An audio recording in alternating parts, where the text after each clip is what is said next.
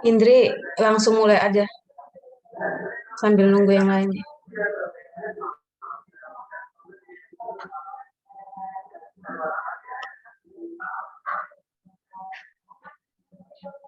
Kak, Hah?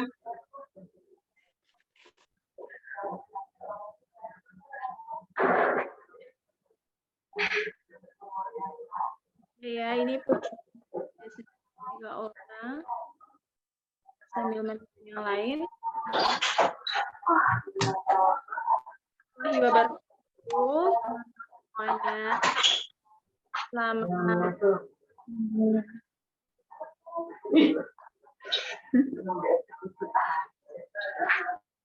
belum sampai Senin kan baru deh sampai Senin berikan besok ada pada siang hari gila sih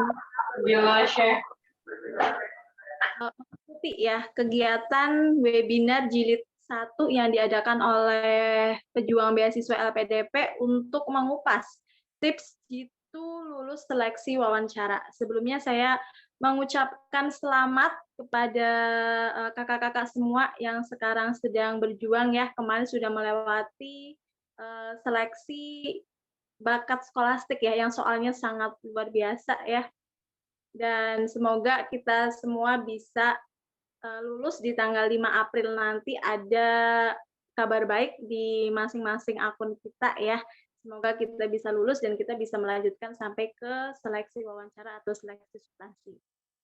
Nah, untuk siang hari ini kita akan mulai belajar, mulai mempersiapkan diri dalam mengikuti seleksi wawancara. Ya, nah pada siang hari ini kita telah kedatangan atau kita telah menghadirkan beberapa narasumber yang sangat luar biasa ya, baik dari dalam negeri maupun dari luar negeri. Maka dari itu besar harapannya semoga kakak-kakak semua yang sudah bergabung di webinar ini bisa sampai selesai sehingga kita bisa tahu tips dan trik dalam menghadapi seleksi wawancara seperti itu ya. Nah, oke. Mohon maaf sebelumnya ya, saya tidak bisa menggunakan virtual background karena saya menggunakan handphone dan tidak bisa memakai virtual background ya.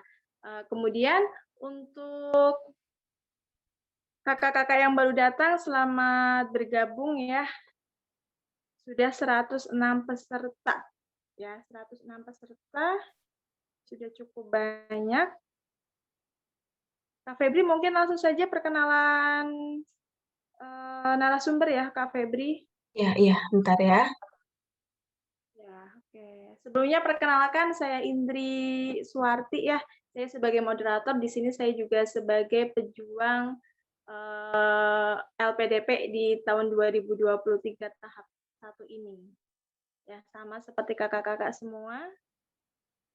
Saya juga sedang berjuang. Semoga kita bisa lulus di tahap 1 ini.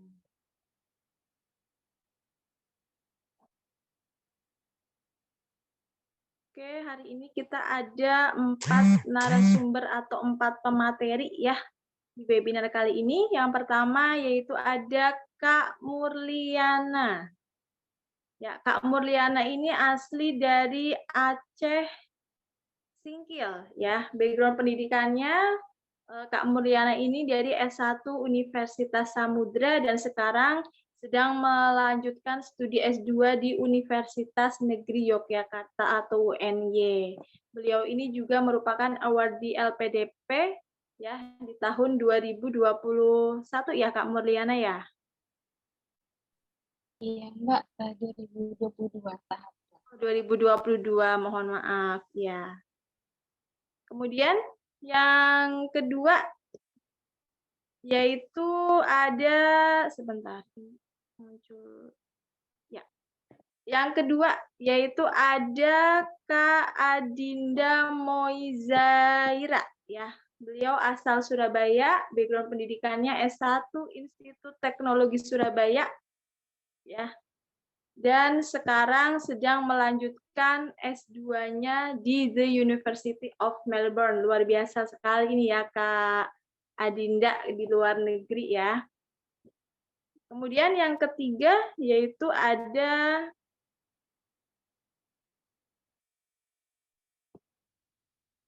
ya, yang ketiga ada Kak Samsul Akbar ya, founder pejuang beasiswa LPDP. Ini asalnya dari Ternate, Maluku Utara ya, background pendidikannya dari S1 Universitas Pejuang Republik Indonesia dan sekarang sedang melanjutkan studi S2 di Institut Teknologi Bandung. Kemudian yang keempat, pemateri yang keempat yaitu ada Kak Febri ya. Nah, iya. Kak Febrianti, kita sudah tidak asing dengan Kak Febrianti karena di mana-mana beliau selalu muncul ya. Ya, Kak Febrianti ini juga merupakan founder dari pejuang beasiswa LPDP yang sangat luar biasa semangatnya membantu kita semua ya dalam memperjuangkan beasiswa LPDP. Kak Febri ini asalnya dari NTT ya, dari Atambua dan background pendidikannya yaitu dari S1 Universitas Katolik Widya Mandala Surabaya, kemudian S2-nya di Stiesia Surabaya dan sekarang sedang menempuh studi doktoral di Universitas Airlangga atau UNER. Dan Kak Febri ini sekarang sepertinya betah ya di Surabaya. Nah, ya itu adalah 4 pemateri kita pada siang hari ini. Untuk Kak Murliana nanti akan menjelaskan tentang tips dan trik untuk yang dalam negeri. Kalau Kak Adinda itu tips dan trik untuk yang luar negeri. Kemudian Kak Akbar dan juga Kak Febri akan memberikan gambaran seleksi substansi atau yang kita kenal adalah seleksi wawancara. Oke, selamat bergabung bagi teman-teman yang baru bergabung ya. Sudah 143 ya. Semoga kegiatan ini bisa bermanfaat untuk kita ya. Dan kepada pemateri semoga apa yang pemateri nanti sampaikan bisa bermanfaat, bisa diterima dengan baik oleh kakak-kakak semua, oleh teman-teman. Oke, baiklah, untuk mengefisienkan waktu langsung saja ya. Langsung saja untuk materi yang pertama, yaitu tips dan trik lulus seleksi wawancara atau seleksi substansi dalam negeri yang akan disampaikan oleh Kak Murliana. Ya, halo Kak Murliana, silahkan waktu dan tempat saya persilakan. Halo semuanya. Baik, terima kasih. Pertama-tamanya saya cek ya apakah suara saya terdengar kepada teman-teman yang ada di Zoom. Terdengar, Kak. Baik. Assalamualaikum warahmatullahi wabarakatuh. Shalom. Om Swastiastu, Namo Buddhaya, salam kebajikan. Selamat siang untuk teman-teman semuanya. Terima kasih ya, terutama saya pejuang LPDP yang telah mengundang dan mempercayai saya untuk bergabung dalam acara webinar ini. Dan kepada teman-teman juga terima kasih telah meluangkan waktunya dalam acara ini. Nah, di sini saya akan berbagi pengalaman serta tips lulus seleksi wawancara LPDP dalam negeri. Untuk slide selanjutnya, Kak. Nah, kalau kita mendengar beasiswa, pastinya kita terkadang, kalau saya sendiri ya, saya tuh memulai dari apa. Saya jujur dulu tuh bingung memulai dari apa, nggak tahu mulai dari apa yang harus di-start, yang dimulai. Nah, untuk itu mari kita bahas ya mengenai dari apa yang kita mulai. Untuk slide selanjutnya, Kak. Yang pertama itu, memulainya itu tanamkan kepada diri kita bahwasanya ya kita harus percaya diri. Karena tanpa kita percaya diri, kita pastinya tidak akan mencoba kan. Jadi intinya harus percaya diri. Nah, kemudian diiringi juga doa dengan usaha yang seimbang. Kenapa demikian? Karena doa dan usaha ini menurut saya perannya sangat penting ya, terkait tindakan-tindakan yang kita lakukan atau mimpi-mimpi yang hendak kita capai. Oleh karena itu, doa dan usahanya kita seimbangkan agar selaras. Kemudian itu jangan lupa mohon doa restu baik kepada orang tua ataupun keluarga, kemudian juga kepada dosen ataupun kepada guru sekolah, serta kepada teman ataupun bagi teman-teman yang sudah bekerja di suatu instansi atau lembaga, boleh mohon doa restu pada atasannya atau rekan-rekan kerjanya. Kemudian slide selanjutnya, Kak. Sebelum kita berada di tahap wawancara, pastinya kita akan melalui berbagai tahap ya. Nah, ini ringkasannya itu pertama tahap seleksi administrasi. Ini dalam LPDP ada 3. Pertama administrasi, kedua seleksi bakat skolastik, itu bagi yang non-LOA, namun bagi yang memiliki LOA, bakat skolastiknya di skip, dan dilanjutkan ke seleksi wawancara. Nah, ketiga peran ini sangat penting ya, artinya kita harus mempersiapkan dengan matang, namun yang paling penting menurut saya itu ya persiapan awalnya untuk bisa mendaftar LPDP, karena tanpa syarat-syarat yang ini seperti TOEFL dan lain sebagainya itu tidak akan bisa kita daftar. Jadi yang paling utama itu ya kita lengkapi terkait syarat administrasi sesuai dengan ini ya, jalur beasiswa yang hendak kita apply. Kemudian slide selanjutnya, Pak. Nah, berawal dari apa tadi kan? Nah, untuk awalnya kita mencari informasi. Nah, dalam mencari informasi itu, teman-teman bisa melalui membaca ataupun bertanya. Karena dengan membaca, kita pasti ini, seperti membaca buku panduannya ataupun melalui web resmi LPDP. Jadi itu perlu itu kita baca agar kita ketahui bagaimana skemanya. Kemudian boleh juga dari akun Instagramnya LPDP, itu boleh juga. Intinya dibaca, dipahami terkait syarat-syaratnya. Kemudian bertanya. Nah, selain membaca, kita jangan hanya membaca saja tanpa bertanya ya. Harus bertanya juga jika ada sesuatu hal yang mungkin kurang kita mengerti ataupun bagaimana, ataupun intinya agar maksud dari di buku panduan LPDP tersebut ataupun syarat-syaratnya dapat kita pahami, ya kita bertanya juga boleh. Seperti saya dahulu, saya sangat teringat ya, ketika dulu saya lihat postingan di akun LPDP itu ada beberapa banyak ya yang berkomentar. Jadi saya chat DM via Instagram yang berkomentar tersebut, dan saya meminta kepada beliau, saya itu nggak kenal tapi saya sok kenal sok dekat ya, karena saya memang butuh ini jawaban gitu. Jadi saya bertanya, itu intinya saya menanyakan bagaimana caranya agar saya bisa mendapatkan informasi terkait LPDP. Di situ saya belum tahu web resminya di mana. Saya tahu hanya akun Instagram LPDP. Jadi beliau mengirimkan saya link grup Telegram yang pejuang LPDP. Jadi di situ juga ada link grup WhatsApp yang di-share teman-teman, saya juga join, dan ya alhamdulillah dari di situ saya bertanya-tanya, intinya bertanya, selalu bertanya. Dan saya ingat betul ketika saya join grup WhatsApp itu, kalau saya tidak salah ingat pejuang LPDP UGM itu ada Kak Febrianti Amol. Jadi saya tidak tahu kenapa bertanya kepada beliau, dan ternyata beliau awardee S3. Jadi saya juga terkejut sih bertanya kepada awardee S3, namun ya saya pede-pede saja begitu. Saya belum ada TOEFL, belum ada apa-apa, belum ada persiapan. Jadi di situ saya mencoba mencari tahu apa yang harus saya langkah awal yang saya lakukan apa gitu, karena saya betul-betul bingung. Dan beliau alhamdulillah memberikan arahan, dan beliau sangat baik ya menurut saya, karena beliau mengenalkan secara rinci tentang LPDP kepada saya begitu. Nah, intinya teman-teman selain membaca juga harus bertanya ya, itu harus relevan, harus disinkronkan. Karena membaca dan bertanya. Oke, slide selanjutnya, Pak.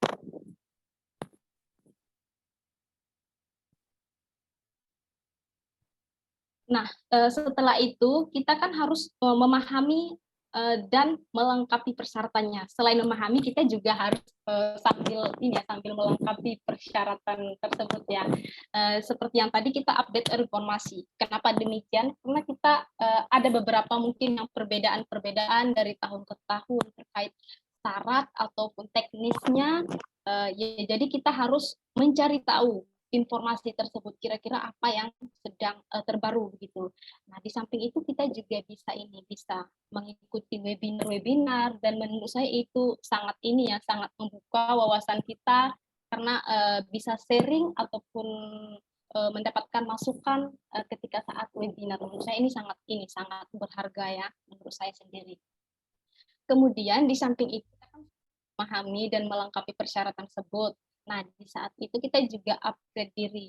Misalnya kita background apa, kita upgrade diri kita, seperti misalnya saya contohkan seperti saya kan backgroundnya pendidikan, itu kan jadi guru. Jadi saya mengasah kemampuan saya bagaimana caranya agar bisa menjadi guru. Karena bukan berarti kalau kita sudah selesai pendidikan S1 jadi guru langsung bisa, tidak. Kalau saya pribadi ya, saya tidak. Jadi saya butuh lagi pembelajaran, walaupun ketika S1 itu ada PPL ke sekolah, namun saya butuh lagi mengupgrade diri saya bagaimana caranya agar memenuhi. Kemudian slide selanjutnya Kak.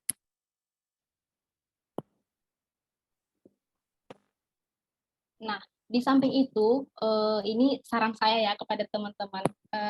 Teman-teman boleh sharing ya kepada keluarga. Kira-kira kalau kuliah di sini, misalnya di kota A, dan selama sekian tahun, itu gimana. Terus kita juga sharing dengan dosen. Saya dulu juga gitu, sharing dengan dosen, minta arahannya, kira-kira bagaimana untuk lanjut studinya gimana gitu. Jadi menurut saya ini sangat penting karena ini pastinya ada masukannya dari keluarga, dosen, kemudian juga kepada teman, itu juga penting, dan lain sebagainya, atau kerabat ataupun rekan-rekan kerja bagi teman-teman yang sudah bekerja di suatu instansi. Nah, di saat sharing ini, ketika saya ikut sharing tentang beasiswa kepada dosen saya ini mengarahkan saya untuk kalau daftar beasiswa, saya akan bilang saya rencana daftar beasiswa LPDP. Beliau mengarahkan saya untuk sekalian dicicil ini rencana proposal tesis, kemudian juga intinya dicari tahu lah gitu kan tentang universitas tujuan kita nanti kemana, intinya dicari tahu. Dan menurut saya intinya dengan sharing dengan dosen ataupun orang-orang yang sudah berpengalaman, itu sangat menunjang kita untuk hal-hal yang lebih mengupgrade diri ataupun hal yang lebih positif. Kemudian di samping itu kita juga mengenal diri kita lebih dalam. Kenapa demikian? Karena ini merupakan persiapan untuk esai. Karena di dalam esai nanti kita pastinya mendeskripsikan bagaimana rencana kontribusi kita ke depannya, serta kira-kira itu sesuai tidak dengan background pendidikan. Kenapa demikian? Karena kalau rencana kontribusi kita tidak sesuai dengan background pendidikan, artinya seperti saya, rencana kontribusi ke depan itu saya tetap menjadi guru sekolah tingkat SLTA.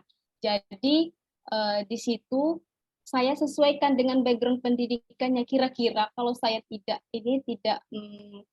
melanjutkan pendidikan lagi, kira-kira bagaimana rencana kontribusi saya? Apakah terlaksana atau bagaimana? Nah, seperti saya, karena background-nya ke depannya mau jadi guru, ya bisa terlaksana tamat S1, bisa ya jadi guru mengabdi gitu. Namun di sini berdasarkan pengalaman saya juga ketika waktu PPL dan ketika saya ada sebagai guru pengganti, itu menurut saya perlu untuk belajar lagi terkait tentang rencana kontribusi saya untuk jadi guru. Ya, belajar dengan melanjutkan universitas tujuan dan program studi tujuan, misalnya seperti saya pendidikan sejarah di UNY, karena di pendidikan sejarah UNY kita kaitkan ada seperti mata kuliah desain pembelajaran sejarah, kemudian inovasi pembelajaran sejarah, itu kan menunjang bagaimana untuk menjadi lebih baiknya ke depannya. Jadi sebelum menuangkan esai itu, kita terlebih dahulu kenali diri kita ke depannya jadi apa, dan kira-kira sesuai tidak dengan background pendidikan kita yang rencana kita tempuh. Kemudian, nah, di saat itu kita juga harus tanamkan dalam diri ya, konsisten ya teman-teman. Karena kalau menurut saya sendiri konsisten ini sangat susah. Saya saya pertahankan sikap konsisten ini, karena baik nanti ketika gagal pastinya dong ada, sebagai manusia biasa wajar dong ya kita putus asa, wajar. Nah, namun di satu sisi kita harus tetap konsisten. Konsisten dalam artian apa? Di sini konsisten dalam persiapan. Yang pertama itu seperti persiapan bahasa Inggris. Ini mungkin saya sedikit cerita berbagi pengalaman ya, bagaimana pengalaman saya, agar nanti mungkin teman-teman bisa lebih semangat lagi begitu ketika mengalami kegagalan. Nah, ketika persiapan bahasa Inggris, teman-teman bisa melalui mandiri ataupun kursus juga boleh. Kalau misalnya bahasa Inggrisnya masih minim. Namun kalau sudah maksimal ya tidak apa-apa, lanjut ke tes yang real saja langsung. Namun kalau saya yang lalu-lalu itu saya lebih ke mandiri, itu belajar otodidak.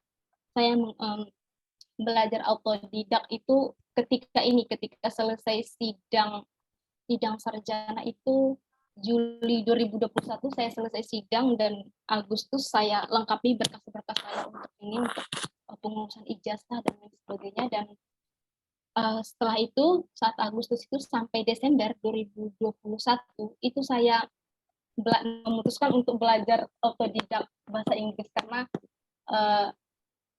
setelah saya seperti tadi saya sharingkan sama Kak Febrianti Amol, ternyata bahasa Inggris itu sangat perlu sebagai syarat utama untuk daftar LPDP gitu. Jadi saya belajar secara otodidak melalui kanal YouTube Pak Yanto Tanjung yang merupakan beliau dosen Universitas Jambi. Dan selain itu saya juga ikut tes yang TOEFL, tapi yang gratis ya.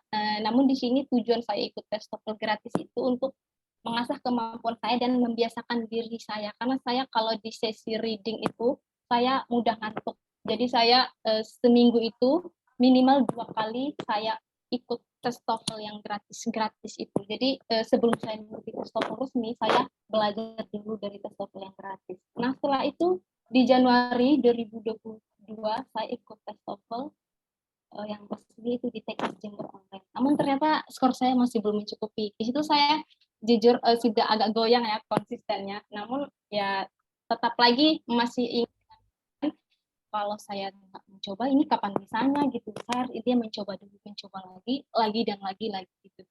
Kemudian Februari saya tes TOEFL lagi, dan ternyata skornya masih juga belum mencukupi. Itu masih tetap di Texas Jember Online. Di situ saya sampai sangat patah-patah semangat. Saya sempat berpikir mungkin saya memang kurang layak kali ya untuk daftar LPDP ini. Jangankan menjadi award di LPDP, tingkat mendaftar saja segini susahnya gitu. Tingkat mendaftar saja masih intinya masih susah lah kalau menurut saya pribadi ya, yang bahasa Inggris saya sangat tinggi. Nah, di situ Maret itu Maret 2022 pembuka LPDP. Di situ saya mencoba lagi ikut tes TOEFL. Tapi sebelum tes TOEFL saya ikut ini persiapan untuk mendaftar UN-nya, kebetulan dibuka gelombang 1 tahun 2022, jadi saya mendaftar. Juga alhamdulillah saya mendapatkan LOA, dan setelah LOA-nya aman, saya masih kepikiran ada LOA tapi portofolionya belum cukup. Namun saya mencoba lagi, itu saya kalau tidak salah ingat H-4 penutupan LPDP, saya daftar TOEFL online. Saya rencana di Texas Jember, namun karena waktunya tidak sesuai lagi, saya ikut di Colorado Course Bengkulu online. Di situ saya sudah berpegang teguh bahwasanya apapun nanti hasilnya akan saya terima. Jika memang skor saya belum mencukupi, ya tidak apa-apa, mungkin ini belum rezeki saya akan coba mungkin di tahap selanjutnya. Dan alhamdulillah skor saya mencukupi pada saat itu, walaupun minim banget gitu. Dan setelah menurut saya sampai 3 kali mengikuti tes TOEFL ini merupakan bagian dari konsisten. Jadi saya sarankan kepada teman-teman untuk tetap konsisten. Kemudian esai. dalam persiapan esai kita juga sebelum mendaftarkan administrasi kan ada persiapan esai. Jadi teman-teman boleh juga mandiri, tapi saran saya lebih ini ya, ke sharing ke teman-teman ataupun ikut program mentoring, karena menurut saya kalau esai di mentoring itu ada feedback, ada masukan dari mentor-mentor kita. Jadi saran saya sih ikuti banyak gitu ya program-program mentoring, sehingga nanti kita bisa terbuka kira-kira rencana kontribusi ke depannya apa gitu yang sesuai dengan background pendidikan kita gitu. Sehingga bisa bermanfaat baik secara umum Indonesia ataupun secara khusus ke daerah kita. Kemudian seperti yang mendaftar universitas tadi ya, kita itu teman-teman boleh juga mempersiapkan, boleh mandiri ataupun kursus seperti kan seperti mendaftar universitas kan ada TOEFL juga dan TPA, jadi itu boleh belajar mandiri, boleh kursus juga boleh. Nah, di samping persiapan ini saya kemarin itu menyiapkan juga seperti tadi sebelum mendaftar itu siapkan rencana proposal tesis begitu. Jadi ini boleh dirancang, mungkin sharing dengan dosen boleh atau teman boleh, intinya yang mana yang baiknya lah. Kemudian kita juga harus mencari tahu tentang universitas dan tentang prodi yang kita tuju. Contohnya seperti di prodi tersebut ada mata kuliah apa saja, misal sehingga penunjang kita untuk mendaftar di program studi tersebut dan di universitas tersebut. Jadi di sini boleh teman-teman cari tahu melalui web resmi universitas atau program studi tersebut. Intinya harus tetap konsisten ya teman-teman. Kemudian next slide selanjutnya Kak. Nah, yang paling penting itu adalah kita itu konsisten dan latihan wawancara. Itu boleh secara mandiri, boleh juga di mentoring juga, ataupun dengan teman-teman ataupun rekan kerja boleh juga. Dan seperti saya kemarin tuh saya tuh ada kadang saya ikut yang mentoring, namun di sisi itu saya juga ini latihan sendiri di depan cermin bagaimana cara saya berbicara. Intinya bagaimana senyaman teman-teman, intinya jangan lupa latihan wawancara gitu. Karena ini merupakan sangat penting. Selanjutnya Kak.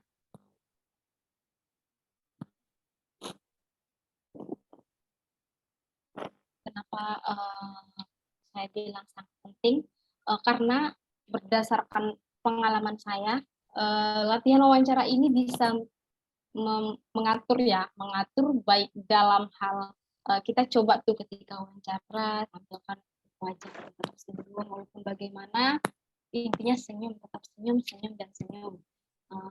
Kemudian ketika kita ada itu latihan wawancara itu pastinya nada berbicara kita pastinya teratur begitu, dari yang mungkin dari yang nada tinggi boleh direndahkan, ataupun ketika nada rendah boleh nadanya disedangkan. Intinya selaras ya begitu, karena pengalaman saya pribadi dengan latihan wawancara itu menurut saya nada bicara saya itu tidak banyak, walaupun tidak banyak ya, tapi ada perubahan dari yang sebelumnya dan sesudah saat latihan wawancara. Jadi menurut saya ini juga sangat penting.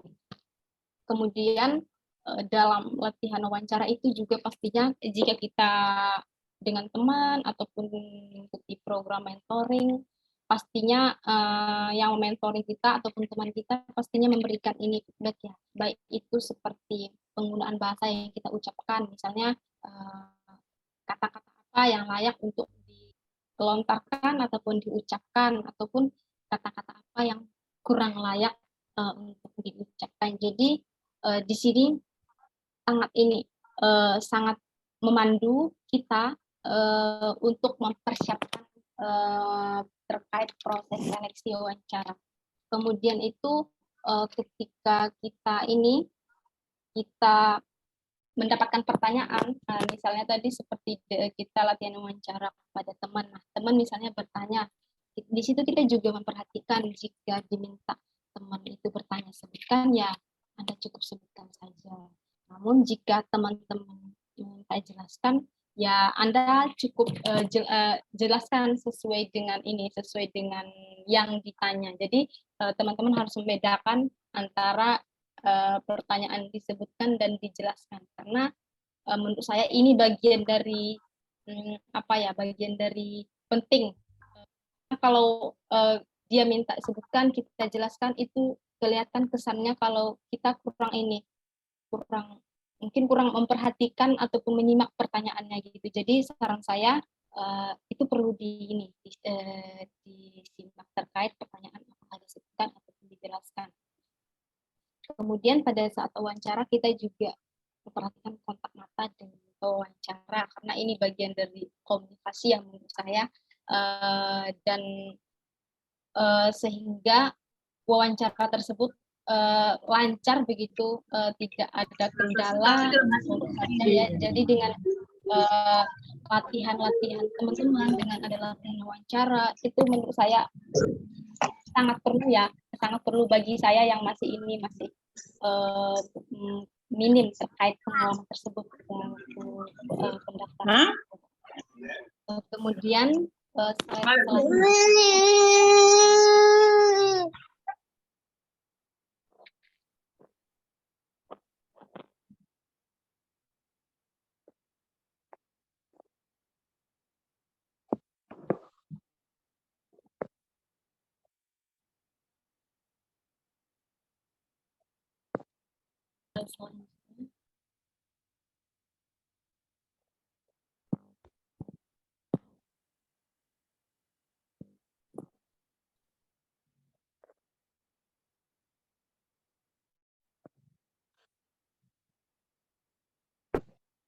untuk Kak Febri, apakah boleh dilanjutkan slide-nya? Iya, ya, baik, bentar ya. Oh, baik.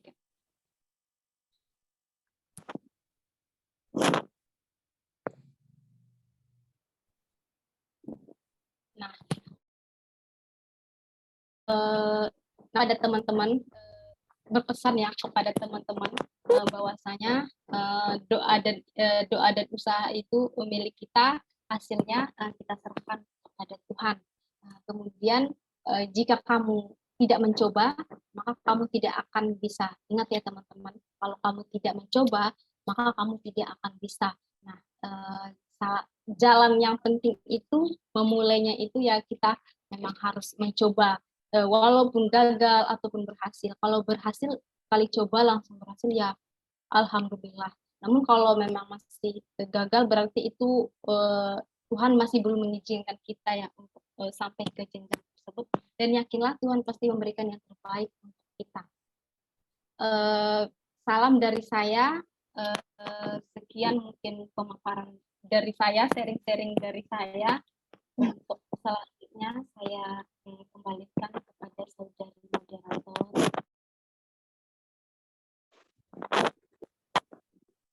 Oke, baik, terima kasih Kak Muriana ya atas tips dan triknya untuk yang dalam negeri. Ya, kalau boleh tahu Kak Muriana kemarin daftar jalur apa, Kak? Saya kemarin daftar jalur afirmasi prasejahtera. Oh, afirmasi prasejahtera.